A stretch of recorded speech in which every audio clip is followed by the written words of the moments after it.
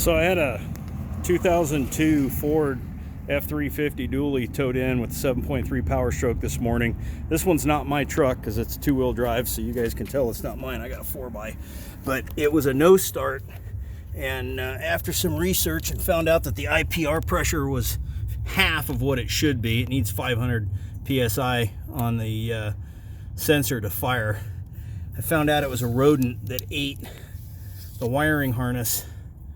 Right,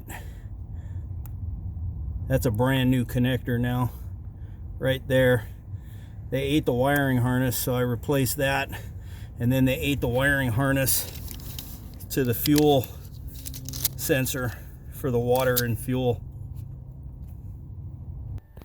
And this is the electrical connector to the pressure control regulator, the IPR, injection pressure regulator.